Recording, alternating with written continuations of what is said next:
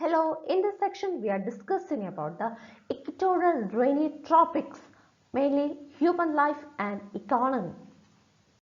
Tropical rainforestile human economy അതുപോലെ human lifeും എങ്ങനെയാണെന്ന് നോക്കാം. First, agriculture. The forests are sparsely populated. In the forest, most primitive people live as hunter-gatherers, and the most advanced one practice shifting cultivation. Food is abundantly available. People generally don't stock food for the next day. ഇവിടുത്തെ ഫോറസ്റ്റിന് പ്രത്യേകത അത് സ്പേഴ്സ്ലി populated ആണ്. ഇവിടെയുള്ള primitive people, അതായത് ആദിമവാസികൾ പ്രഥമമായിട്ട് ചെയ്തുകൊണ്ടിരുന്ന പണികളെന്ന് പറയുന്നത് അവർ Hunter gatherers ആണ്, ഹണ്ടിങ്ങിനെ പൊയ്ക്കൊണ്ടിരുന്ന ആളുകളാണ്. പിന്നെ ഒന്ന് കുറച്ചുകൂടെ അഡ്വാൻസ്ഡ് ലെവലായിട്ടുള്ളവർ ഷിഫ്റ്റിംഗ് കൾട്ടിവേഷനും ചെയ്തിരുന്നു. ഫുഡ് എന്ന് പറയുന്നത് അവൈലബിൾ ആയിരുന്നു. അതുകൊണ്ട് തന്നെ അവർ പിറ്റേ ദിവസത്തേക്ക് വേണ്ടി സ്റ്റോക്ക് ഒന്നും ചെയ്ത് വെച്ചിട്ടില്ല. അന്നത്തേക്ക് ആവശ്യമുള്ളത് അന്നന്ന് അവർ കൃഷി ചെയ്ത് എടുത്തിരുന്നു. Shifting cultivation or slash and burn cultivation. എന്താണ് ഷിഫ്റ്റിംഗ് കൾട്ടിവേഷൻ അല്ലെങ്കിൽ സ്ലാഷ് ആൻഡ് ബേൺ കൾട്ടിവേഷൻ എന്ന് നോക്കാം. Tribes cut the trees in a plot, burn them and cultivate the plot till the fertility is exhausted. ആദിവാസികൾ ഏതെങ്കിലും ഒരു forest ഏരിയയിലുള്ള ട്രീസിനെ cut ചെയ്ത് അതൊരു പ്ലോട്ടാക്കി മാറ്റുകയും അവിടെയുള്ള ട്രീസിനെ അവർ ബേൺ ചെയ്യുകയും പിന്നെ അവിടെ കൾട്ടിവേഷൻ നടത്തുകയും ചെയ്യും. എന്ന് വരെ ആ ഒരു സോയിലിൻ്റെ ഫെർട്ടിലിറ്റി എക്സോസ്റ്റ് ആവുന്നു അന്ന് വരെ അവിടെ കൾട്ടിവേഷൻ കണ്ടിന്യൂസ് ആയിട്ട് ചെയ്തു വരുന്നു.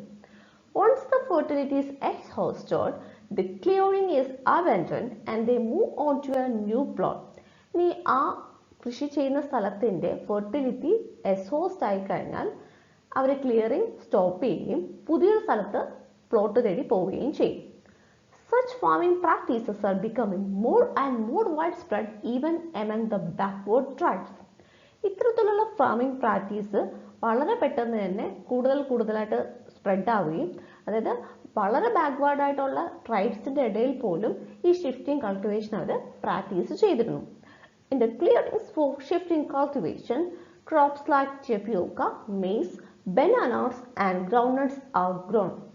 ഇനി ഇത്തരത്തിൽ ഷിഫ്റ്റിംഗ് കൾട്ടിവേഷന് വേണ്ടിയിട്ട് ക്ലിയർ ചെയ്തിട്ടുള്ള ഗ്രൗണ്ടിൽ പ്രധാനമായിട്ടും കൃഷി ചെയ്തിരുന്നത് ടപ്പിയോക്കയും മെയ്സും ബനാനാസും ഗ്രൗണ്ട്നട്ട്സും ഒക്കെ ആയിരുന്നു. And this shifting cultivation is known as milpa in South America, ladang in Indonesia, fang in Africa. Plantation in rainforest. ആദിവാസികൾ അല്ലെങ്കിൽ ആദിമവാസികൾ ഏറ്റവും കൂടുതൽ കോൺസെൻട്രേറ്റ് ചെയ്തിരുന്ന ഹണ്ടിങ്ങിലും ഷിഫ്റ്റിംഗ് കൾട്ടിവേഷനിലുമാണെന്ന് ഞാൻ പറഞ്ഞു. ഇനി കുറച്ചുകൂടെയൊക്കെ കാലം കഴിഞ്ഞപ്പോൾ യൂറോപ്യൻസിൻ്റെ വരവോടുകൂടെ കുറച്ചുകൂടെ അഡ്വാൻസ്ഡ് രീതിയിലുള്ള കൃഷി രീതിയിലോട്ട് അവിടെയുള്ളവർ മാറി.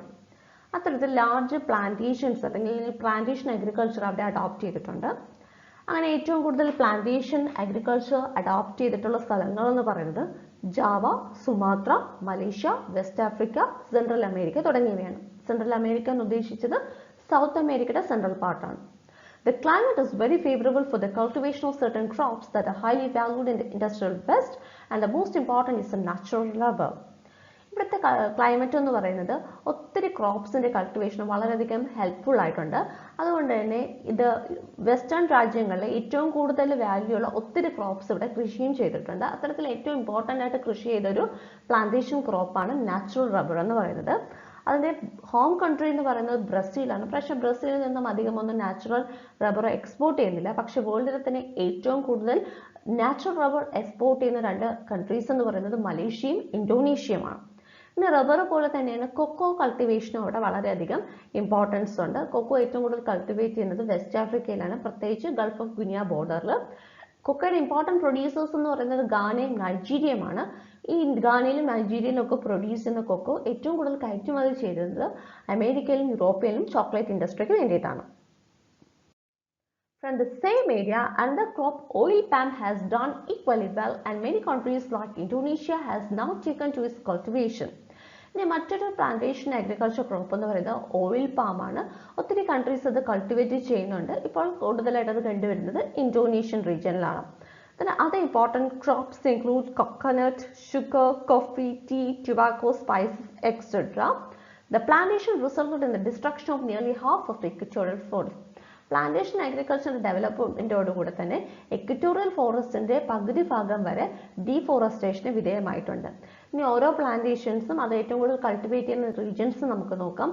പാം ഏറ്റവും കൂടുതൽ കൾട്ടിവേറ്റ് ചെയ്യുന്നത് മലേഷ്യയിലും ഇന്തോനേഷ്യയിലുമാണ്. ദെൻ ഷുഗർ കെയിൻ ഏറ്റവും കൂടുതൽ കൾട്ടിവേറ്റ് ചെയ്യുന്നത് ബ്രസീലാണ്. കോഫി ആണെങ്കിലും ബ്രസീലിലാണ്. Rubber Malaysia, Indonesia, and cocoa Ghana, Nigeria. Commercial activities. Tropical rain forest ജീവിക്കുന്ന ഇൻഡിജിനസ് പീപ്പിളിന്റെ കൊമേഴ്ഷ്യൽ ആക്ടിവിറ്റീസ് എന്തൊക്കെയാണെന്ന് നോക്കാം. ഇത് Amazon basin Indian tribes collect wild rubber. Amazon ബേസിലാണെങ്കിൽ അവിടെ കണ്ടുവരുന്ന ഇന്ത്യൻ ട്രൈബ്സ് കൂടുതലായിട്ട് അവരുടെ കൊമേഴ്ഷ്യൽ ആക്ടിവിറ്റി എന്ന് പറയുന്നത് വൈൽഡ് ആയിട്ടുള്ള റബ്ബർ കളക്ട് ചെയ്യുന്നതാണ്. In the Congo Basin, the Pygmies gather nuts. Congo Basin ആണെങ്കിൽ അവിടെയുള്ള ട്രൈബ്സ് എന്ന് പറയുന്നത് പിഗ്മീസ് ആണ്. അവർ nuts ആണ് ഗ്യാദർ ചെയ്യുന്നത്. In the jungles of Malaysia, the Orang Asli make all sorts of cane products and sell them to the people in villages and towns. ഇനി മലേഷ്യയിലുള്ള tribes എന്ന് പറയുന്നത് Orang Asli ആണ്. അവർ ചെയ്യുന്നത് കെയിനിലുള്ള എല്ലാ പ്രോഡക്ട്സും, ഷുഗർ കെയിനുള്ള എല്ലാ ടൈപ്പ് പ്രോഡക്ട്സും അവരുണ്ടാക്കുകയും തൊട്ടടുത്തുള്ള വില്ലേജിലും ടൗൺസിലും അത് കൊണ്ടുപോയി വിൽക്കുകയും ചെയ്യുന്നു. ലംബറിംഗ് എന്ന് പറയുന്നത് റെയിനി ട്രോപ്പിക്സിൽ ഒരു സെക്കൻഡറി ആയിട്ടുള്ള ഒരു എക്കണോമിക് ആക്ടിവിറ്റിയാണ്. കാരണം മിക്സഡ് ട്രീസ് ഒരുപാട് കണ്ടുവരുന്നത് കൊണ്ട് വളരെ എക്സ്പെൻസീവ് ആണ് ലംബറിംഗ് ആക്ടിവിറ്റി എന്ന് പറയുന്നത്. എങ്കിലും കുറച്ച് രാജ്യങ്ങളൊക്കെ എക്സ്പോർട്ട് ചെയ്യുന്നുണ്ട് കുറച്ച് ലംബറിംഗ് വുഡ്സിനെ. അത് ഏതൊക്കെയാണെന്ന് നോക്കാം. സൗത്ത് അമേരിക്കയിലാണെങ്കിൽ അവർ കയറ്റുമതി ചെയ്യുന്നത് mahogany, Brazil wood, rose wood, cedar, Brazilian തേക്ക് തുടങ്ങിയവയാണ്. മിഡിൽ അമേരിക്കയിൽ വരുന്നെങ്കിൽ ഡൈവുഡ്, മഹാഗണി, ബാൾസ തുടങ്ങിയവ എക്സ്പോർട്ട് ചെയ്യുന്നു. ആഫ്രിക്കയിൽ വരുന്നെങ്കിൽ റോസ് വുഡും എബഡിയും എക്സ്പോർട്ട് ചെയ്യുന്നു. ഫിലിപ്പൈൻസിൽ വരുന്നെങ്കിൽ ഫിലിപ്പൈൻ മഹാഗണിയാണ് അവർ ഏറ്റവും കൂടുതൽ എക്സ്പോർട്ട് ചെയ്യുന്നത്.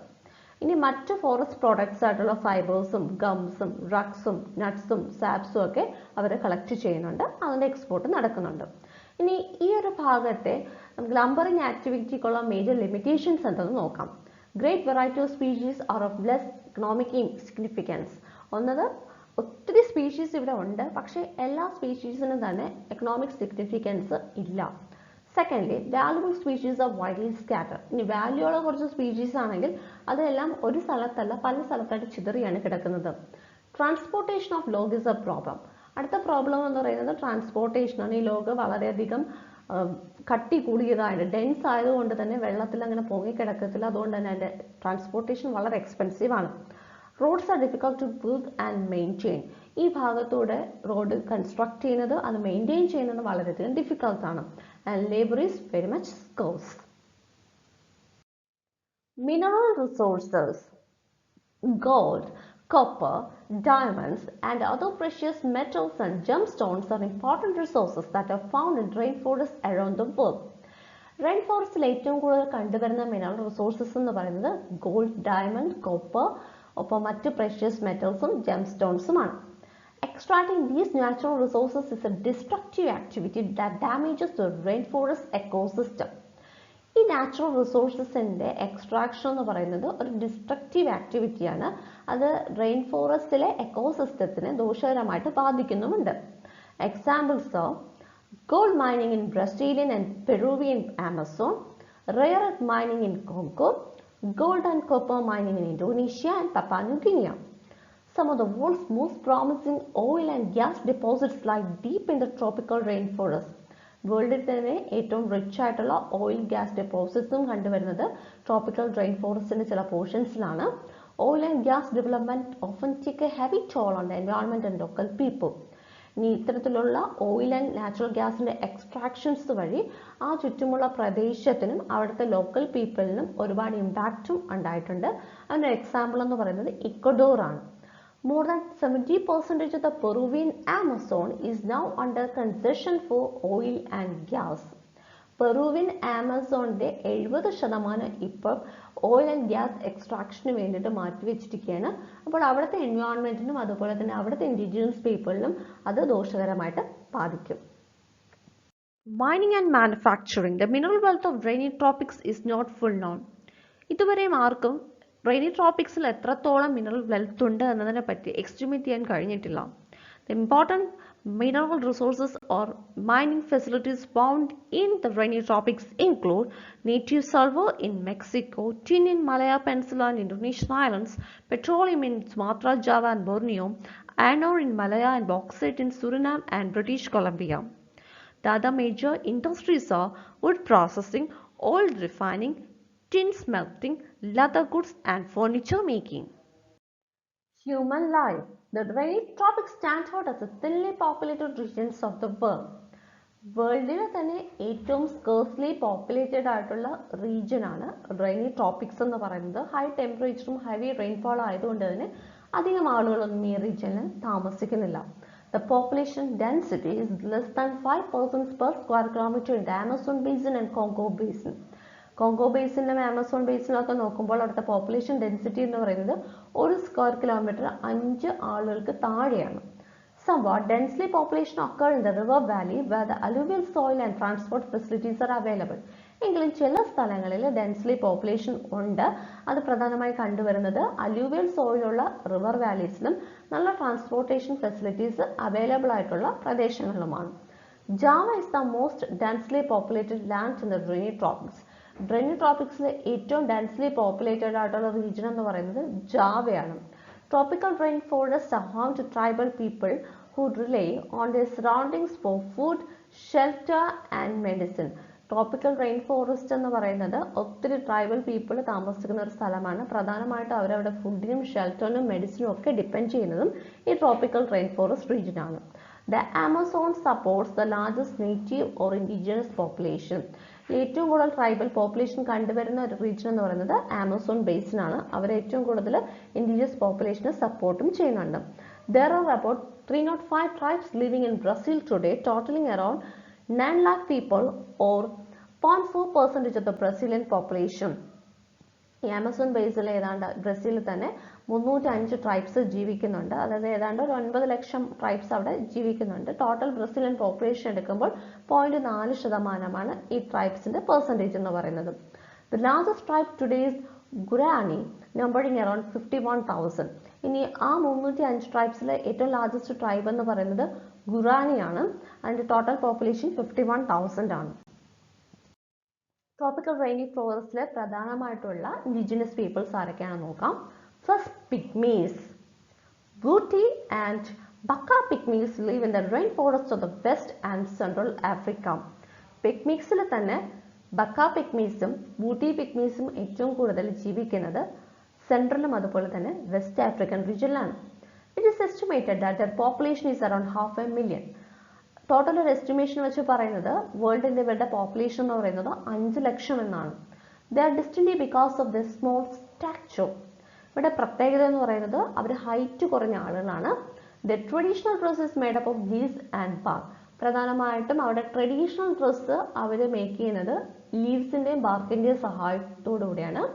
ദേ ലിവ് ഇൻ ഹട്ട്സ്. അവർ താമസിക്കുന്ന കുടിലുകളിലാണ്. Traditionally they live by hunting and gathering food. അവിടെ ട്രഡീഷണൽ ഒക്കുപ്പേഷൻ എന്ന് പറയുന്നത് ഹണ്ടിങ്ങും അതോടൊപ്പം തന്നെ ഫുഡ് ഗ്യാദറിങ്ങുമാണ്. The Huli. The Huli are one of the many tribes that live in the remote highland forests of Papua New Guinea. Papua New ഗിനിയയുടെ ഹൈലാൻഡ്സിൽ താമസിക്കുന്ന ഒത്തിരി ട്രൈബ്സിൽ ഒരു ഇമ്പോർട്ടൻ്റ് ആയിട്ടുള്ള ട്രൈബൽ ഗ്രൂപ്പാണ് ഹൂളി. There are about 65,000 tribal population. They live by hunting, gathering plants and growing crops. അവിടെ പ്രധാനപ്പെട്ട ഉപജീവന മാർഗ്ഗങ്ങൾ എന്ന് പറയുന്നത് ഹണ്ടിങ്ങും പ്ലാന്റ്സിലുള്ള ഫുഡ് ഗ്യാദറിങ്ങും ഒപ്പം തന്നെ അവർ ചെറിയ രീതിയിൽ കൃഷിയും ചെയ്യുന്നുണ്ട്. Men and women live separately in large group houses mainly made of grass. ആണുങ്ങളും പെണ്ണുങ്ങളും പ്രത്യേകമാണ് താമസിക്കുന്നത്. ലാർജ് ഗ്രൂപ്പ് ഹൗസസിലാണ് അവർ താമസിക്കുന്നത്. ഈ ഗ്രൂപ്പ് ഹൗസസ് മേഡ് ചെയ്തിരിക്കുന്നത് ഗ്രാസ് ഉപയോഗിച്ചിട്ടാണ്. Then men decorate their bodies with colored clay and wear elaborate headdresses for ceremonies. ഇനി men ആണെങ്കിൽ അവരവരുടെ ബോഡിയെ കളേർഡ് ക്ലേ വെച്ചിട്ട് ഡെക്കറേറ്റ് ചെയ്യാറുണ്ട്. ഒപ്പം തന്നെ സെറമണീസിന്റെ സമയത്ത് ഹെഡ് ഡ്രസ്സസും ഉപയോഗിക്കാറുണ്ട്. ചിത്രത്തിൽ കാണുന്നത് ഹൂളി ട്രൈബ്സ് ആണ്. നമുക്ക് കാണുമ്പോൾ തന്നെ അറിയാം അവർ വ്യത്യസ്തങ്ങളായിട്ടുള്ള രീതിയിലുള്ള ചിത്രപ്പണികളെല്ലാം അവരുടെ മുഖത്ത് ചെയ്തിട്ടുണ്ട്. ഒപ്പം തന്നെ ഹെഡ് ഡ്രസ്സസും അവർ ഉപയോഗിച്ചിട്ടുണ്ട്. The Yanomami. It is one of the largest group of Armenian people in South America and their village life is centered around the Yano or communal house. Yanomami എന്ന് പറയുന്നത് സൗത്ത് അമേരിക്കയിലെ ട്രൈബൽ പീപ്പിൾ ആണ്. ഇവരുടെ ജീവിതം എന്ന് പറയുന്നത് ഒരു communal ഹൗസിന് ചുറ്റുമാണ്. ഈ കമ്മ്യൂണൽ ഹൗസിനാണ് യാനോ എന്ന് വിളിക്കുന്നത്. ആ ഹൗസിന് ചുറ്റിപ്പറ്റിയാണ് അവരുടെ ജീവിതം. The llano is a large circular building constructed of vine and leaf thatch which has been living space in the middle. ഈ യാനോയുടെ പ്രത്യേകത ഒരു ലാർജ് ആയിട്ടുള്ള ഒരു സർക്കുലർ ബിൽഡിംഗ് ആണ്. ഇത് പ്രധാനമായിട്ടും കൺസ്ട്രക്ട് ചെയ്തിട്ടുള്ളത് ലീവ്സും അതുപോലെ വൈൻ താച്ച് ഉപയോഗിച്ചിട്ടാണ്. ഇനി അതൊരു നടുക്കാണ് അതിൻ്റെ ലിവിങ് സ്പേസ് വരുന്നത്. There are about 400 people living in one house. ഈ ഇത്തരത്തിലുള്ള ഒരു വീട്ടിൽ 400 ആളുകൾക്ക് വരെ ജീവിക്കാൻ പറ്റും. They have a little or no contact with outside people. ഈ യാനോമാമി എന്ന് പറയുന്ന ട്രൈബ്സിന് ചുറ്റുമുള്ള അല്ലെങ്കിൽ പുറത്തുള്ള ആളുകളുമായിട്ട് യാതൊരു വിധത്തിലുള്ള കോണ്ടാക്റ്റും ഇല്ല. There are about 35,000 people. Yanomami decorates themselves with flowers and feathers. ഇനി യാനോമാമി ആ ട്രൈബ്സ് അവർ പ്രധാനമായിട്ട് അവർ ഡെക്കറേറ്റ് ചെയ്യുന്നത് ഫ്ലവേഴ്സും അതുപോലെ തന്നെ ഫെദേഴ്സും വെച്ചിട്ടാണ്. They also grow their own crops and fish too. അവർ സ്വന്തമായിട്ട് ക്രോപ്സ് ഗ്രോ ചെയ്യുന്നുണ്ട്, ഒപ്പം തന്നെ ഫിഷിനെയും ഗ്രോ ചെയ്യുന്നുണ്ട്. യാനോമാമി പീപ്പിളിൻ്റെ ഒരു പിക്ചറാണ് ഈ കാണുന്നത്. അതിൽ ചില ആളുകളുടെ അവിടെ ഹെഡ് ഫ്ലവേഴ്സും ഫെദേഴ്സും ഒക്കെ വെച്ച് ഡെക്കറേറ്റ് ചെയ്തിരിക്കുന്നത് നമുക്ക് കാണാൻ പറ്റും. ഇനി അവർ താമസിക്കുന്ന യാനോ ഇതാണ് ടാച്ച് ചെയ്ത് വെച്ചിരിക്കുന്ന സെൻട്രൽ ഹൗസ്. അതിൻ്റെ മിഡിൽ പോർഷനിലാണ് അവരുടെ ആക്ടിവിറ്റീസ് എല്ലാം നടക്കുന്നത്. ട്രോപ്പിക്കൽ റെയിൻ ഫോറസ്റ്റിൽ കണ്ടുവരുന്ന മറ്റ് ഇമ്പോർട്ടൻറ്റ് ട്രൈബ്സ് എന്ന് പറയുന്നത് കെദാസ് ആൻഡ് ഡസൺ, ബൊർണയിലെ ജിപ്സീസും ഡായക്കും മുറ ട്രൈബ്സും. ഈ പ്രദേശത്തെ മേജർ സിറ്റീസ് ഏതൊക്കെയാണെന്ന് നോക്കാം. ആമസോൺ ബേസിനിലാണെങ്കിൽ Manaus and Belem, and in Brazil it is Rio de Janeiro and Salvador. In British Guiana it is Georgetown, and in Suriname it is Paramaribo. It is the capital of Suriname. And in Congo Basin it is Leopoldville. It is the gateway of Congo Basin. In Zaire it is Matadi, and in Indonesia it is Jakarta. The factors affecting the development of equatorial region. Equatorial region development important ആയിട്ട് effect ചെയ്യുന്ന factors ഏതൊക്കെയാണെന്ന് നോക്കാം. Equatorial climate and health. Excessive sunstroke or heat and high humidity create serious physical and mental handicap. ഒന്നാമത്തത് അവിടുത്തെ climate ഹെൽത്തിനെ ബാധിക്കുന്നുണ്ട്. Excessive ആയിട്ടുള്ള ഹീറ്റും അതുപോലെ high ആയിട്ടുള്ള ഹ്യൂമിഡിറ്റിയും ഫിസിക്കലും മെന്റൽ ഇഷ്യൂസ് ഉണ്ടാക്കാറുണ്ട്. High humidity feeds many tropical diseases such as malaria and yellow fever. Humidity കൂടുതലായതുകൊണ്ട് തന്നെ ഒത്തിരി ട്രോപ്പിക്കൽ ഡിസീസസ് ആയിട്ടുള്ള മലേറിയയും യെല്ലോ ഫീവറുമൊക്കെ ധാരാളമായി കണ്ടുവരുന്നുണ്ട്. Communicable diseases are rampant as germs and bacteria transmitted through moist air. Communicable disease എന്ന് പറയുന്നത് വളരെ ഡോമിനൻ്റ് ആയിട്ടാണ് ഇവിടെ കാണപ്പെടുന്നത്. കാരണം ജേംസും ബാക്ടീരിയ എല്ലാം ഏറ്റവും കൂടുതൽ ട്രാൻസ്മിറ്റ് ചെയ്യുന്നത് മോയിസ്റ്റ് എയറിലായതുകൊണ്ട് തന്നെ വളരെ ഡോമിനൻ്റ് ആയിട്ട് ഈ പ്രദേശങ്ങളിൽ കണ്ടുവരുന്നു. Insect and pests are not only spread disease but are also injuries to crops. ഇൻസെക്ട്സും പെസ്റ്റും ഡിസീസ് സ്പ്രെഡ് ചെയ്യുക മാത്രമല്ല അവിടെ ഉള്ള ക്രോപ്സിനെ ദോഷകരമായിട്ട് ബാധിക്കുകയും ചെയ്യുന്നുണ്ട്. Jungle hinders development. ട്രോപ്പിക്കൽ റെയിൻ ഫോറസ്റ്റിലെ ഡെവലപ്മെന്റിന് തടസ്സമായിട്ട് നിൽക്കുന്ന രണ്ടാമത്തെ ഘടകം ആ ജംഗിൾ തന്നെയാണ്. The construction of road and railways is a risky business as workers are exposed to wild animals, poisonous snakes, insects, and most importantly, tropical diseases. Once completed, they have to be maintained at a very high cost.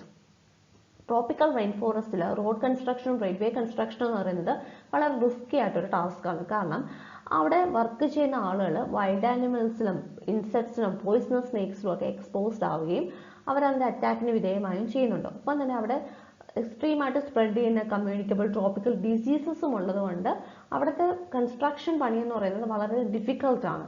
പിന്നെ ഒരിക്കൽ complete ആയി തന്നെ അത് maintain ചെയ്യാനും വളരെയധികം cost ആവശ്യമുണ്ട്. Rapid deterioration of tropical soil. ഇനി മൂന്നാമത്തെ പ്രശ്നം എന്ന് പറയുന്നത് അവിടുത്തെ ട്രോപ്പിക്കൽ സോയിൽ അല്ലെങ്കിൽ ടോപ്പ് സോയിലിന്റെ ഡിറ്റീരിയേഷൻ ആണ്. അതെങ്ങനെയാണെന്ന് നോക്കാം. The top soil in rainy forest is very poor in fertility. Torrential rainfall wash out most of the top soil nutrients. ഇനി ഇവിടെ കണ്ടിന്യൂസ് ആയിട്ടുള്ള റെയിൻഫോൾ ഉള്ളത് കൊണ്ട് തന്നെ ടോപ്പ് സോയിലിന്റെ ഫെർട്ടിലിറ്റി ലീച്ചിങ് വഴി നഷ്ടപ്പെടുകയാണ് ചെയ്യുന്നത്. The soil deteriorates rapidly with the subsequent soil erosion and soil impoverishment. ഇനി മറ്റൊന്ന് സോയിൽ ഇറോഷൻ വളരെയധികം കൂടുതലാണ്, അത് soil ഡിറ്റീരിയേഷനും കാരണമാവുന്നുണ്ട്. It takes decades to replenish the soil of lost nutrients. ഇനി ഒത്തിരി വർഷങ്ങൾ എടുത്താൽ മാത്രമേ അതിൽ നിന്നും ലോസ് ചെയ്തിട്ടുള്ള ന്യൂട്രിയൻസ് തിരിച്ച് റെപ്ലനിഷ് ചെയ്യാൻ പറ്റത്തുള്ളൂ. So a seed doesn't usually germinate, and even if it does, its development is hindered due to the little availability of sunlight. ഈ ഏതൊരു പ്രദേശങ്ങളിൽ സീഡ് അത്രത്തോളം തന്നെ ജെർമിനേറ്റ് ചെയ്ത് വരാറില്ല. അങ്ങനെ ഏതെങ്കിലും ഒരു സീഡ് വന്നാൽ തന്നെയും സൺലൈറ്റിൻ്റെ അവൈലബിലിറ്റി വളരെ കുറവായതുകൊണ്ട് തന്നെ അതിൻ്റെ വളർച്ച എന്ന് പറയുന്നത് ഹിൻഡർ ചെയ്യുകയാണ് ചെയ്യുന്നത്. Lelang, a tall grass, a thick undergrowth spring up as soon as the trees are cut. They chuck the restoration of forest. ഇനി ട്രീസ് കട്ട് ചെയ്താൽ തന്നെയും ഒരു ചെടിയായിട്ടുള്ള ലലാങ് എന്ന് പറയുന്ന ടോൾ ഗ്രോസ്, ആ ഗ്രാസ് അവിടെ കണ്ടിന്യൂസ് ആയിട്ട് വളരുകയും ആ ഒരു ഫോറസ്റ്റിന്റെ റീസ്റ്റോറേഷന് സഹായിക്കുകയും ചെയ്യുന്നുണ്ട്. Indonesia of island of Java is an exemption because of its rich organic ash. ഇതിൽ നിന്നൊരു എക്സംഷൻ കണ്ടുവരുന്നത് സോയിലിന്റെ കാര്യത്തിൽ ഇന്തോനേഷ്യൻ ഐലൻഡ് ആയിട്ടുള്ള ജാവയാണ്. അവിടെ മാത്രം വോൾക്കാനിക് ആഷിന്റെ റിച്ച് ആയിട്ടുള്ള ഒരു സോഴ്സ് കണ്ടുവരുന്നുണ്ട്. Difficulties in livestock farming. അടുത്തൊരു ഡിഫിക്കൽട്ടി എന്ന് പറയുന്നത് ലൈഫ് സ്റ്റോക്ക് ഫാമിംഗിൽ വരുന്ന ഡിഫിക്കൽട്ടിയാണ്. Livestock farming is greatly handicapped by the absence of meadow grass. Livestock ഫാമിംഗിന് ഏറ്റവും കൂടുതൽ വേണ്ടത് മെഡോ ഗ്രാസ് ആണ്. അത് ട്രോപ്പിക്കൽ ഇക്വറ്റോറിയൽ റെയിൻ ഫോറസ്റ്റിൽ കണ്ടുവരുന്നില്ല. ഇവിടെയുള്ള ഗ്രാസ് എന്ന് പറയുന്നത് വളരെ ടോളും വളരെ കോഴ്സും ന്യൂട്രീഷൻ ഒട്ടുമില്ലാത്ത ഗ്രാസ് ആണ്. The few animals like buffaloes are kept mainly for domestic use. ഈ പ്രദേശങ്ങൾ അതുകൊണ്ട് തന്നെ ഏറ്റവും കൂടുതൽ ഡൊമസ്റ്റിക് യൂസിന് വേണ്ടി ഉപയോഗിക്കുന്നത് ബഫലോസ് ആണ്. But they eat less milk and beef than that of cattle in the temperate grassland. പക്ഷേ ഇവിടെ കണ്ടുവരുന്ന ബഫലോസ് ഈൽഡ് മിൽക്കും ബീഫും ടെമ്പറേറ്റ് ഗ്രാസ് ലാൻഡ്സിൽ കണ്ടുവരുന്ന കാറ്റിൽസിനെക്കാട്ടും വളരെ കുറവാണ്. In Africa, domesticated animals are attacked by tsetse flies that cause nyangana, a deadly disease.